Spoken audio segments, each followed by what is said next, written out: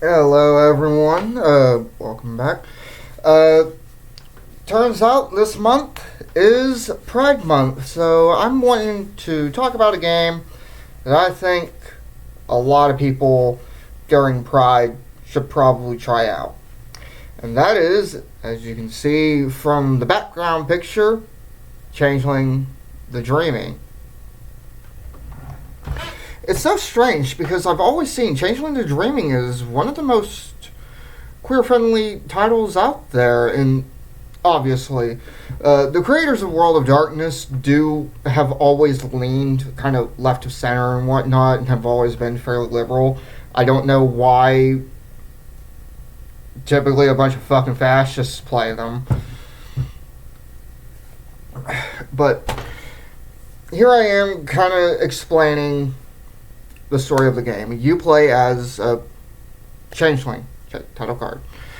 Changeling in this game is actually a fey soul trapped in a human body. It's a really cool game, and I always see that a lot of people don't really get the horror behind it. You look at the art style of the game, and you can't really think of like how this can be horrifying. But this is a game, the deeper you dive into the themes, the more terrifying it actually is. It's something that I actually do respect a lot about this game. It's the fact that it hides it, but I can also say it's a little bit of a flaw too, because it hides it too well for people. This game is downright possibly one of the most nihilistic, pessimistic, just depressing games. Second, maybe only to fucking Wraith the Oblivion, and Wraith the Oblivion is just upfront with it all. Jesus Christ, like, there's a reason why, like, there are people who call it Depression the role-playing game. Well, talking about, that was Wraith. But, you see, this game, there are a good few ways to kill a fey soul in this game. Like, you are literally walking a line between two worlds, the mundane world and the world of the dreaming, the world of glamour and wonder and this sense of adventure. And kind of thematically, it's about being placed in a system that will grind your soul to dust, and really it's a coming of age story, but in a negative context. All of the trauma, everything that you go throughout life to become an adult. And I don't really see a lot of adults where we have any form of fun or anything. It's because we're constantly burdened by all kinds of different responsibilities. And that's what this game is. And there's not even just that, but there's also the world of glamour. It's the world of dreams. It's also a world of nightmares.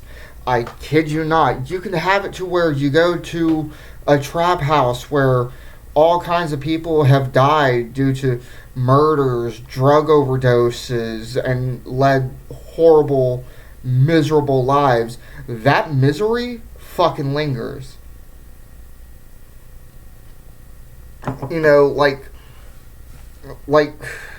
say, the nightmare that spawned from a drug addict is a large, black, shaggy dog with needles for teeth. You can do stuff like that in this game. And, like, the more you think about it, the more terrifying it is. It's definitely more of, like, a psychological, just psychedelic experience, if anything. It's really, really cool. But as I was saying, it's Pride Month, so I'm going to be kind of talking about the queer themes in this game. This game has a lot of it.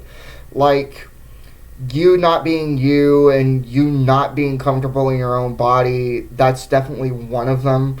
It's kind of like this idea of code switching and whatnot. It's absolutely fantastic. It's like regular humans won't know what you are, and they can't see the world of the dreaming. However, other changelings can, and they'll also be able to see you for what you really are. It's a really, really cool game. And not even just that, but there's also a bit of it can also be considered a rape allegory. Hell, there's even one art in this game. Magic spells are called arts. There's actually an art in this game where you can actually kind of make people feel different emotions or have different wants and desires from what they would normally have. That is the ultimate taking of bodily autonomy besides murder. And it's so strange that I don't see people talking about how this game can be terrifying or why it's actually terrifying. And I find it so weird.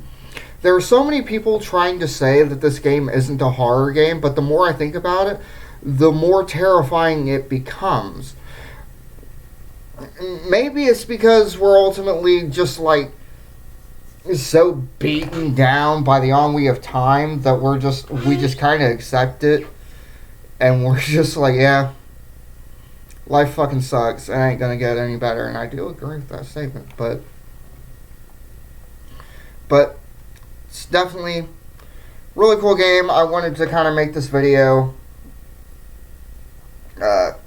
It's definitely recommend checking it out. You can get it on TTRPG. I got my copy. I just got the typical regular hard copy for the 20th anniversary edition for like $75, and trust me, that book's a fucking monster. Like, practically all of the 20th anniversary editions, I have at least two. They're fucking monsters. Like, they're fucking huge. Wraith the Oblivion has a 75-page just tone setter, and it's just nothing but artwork for the first 75 pages, and it's fucking great. It's so good. Wraith is definitely one of those games that you have to be mature to play. Well, because of how the game is run, and it's probably one of the core reasons why you'll never have, why I never really see a long-running Wraith campaign. Or Chronicle, is what World of Darkness players call them. It's Chronicles. But, yeah, I kind of wanted to make this video. Happy Pride Month. Be safe. Also, be kind to one another. Stay safe. Have a good day.